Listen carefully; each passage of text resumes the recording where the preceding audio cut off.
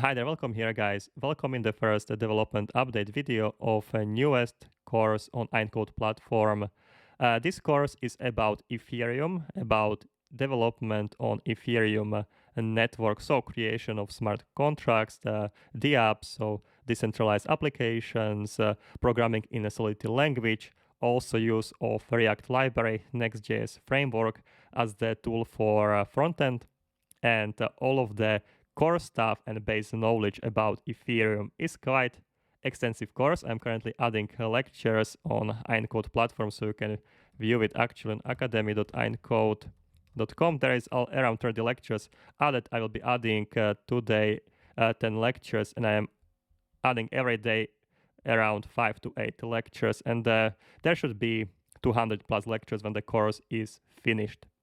Okay, so as I mentioned, this is the first development update video, so I will guide you through what I have been working on today.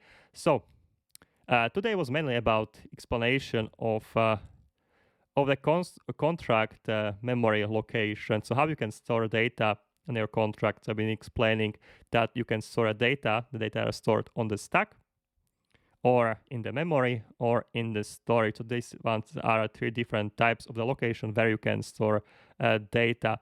Overall, you will get explanations on not just the overall, but you get early detailed explanations from debugging of different smart contracts and also creating your own smart contract as the example, and also smart contract which will be deploying to Ethereum network.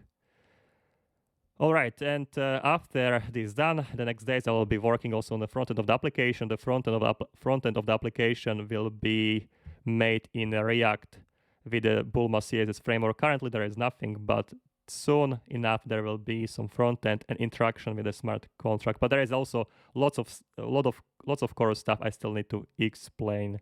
So basically that's the first development update video. I will be adding new development updates videos every 2-3 days, so you can keep the track of what I am working on currently.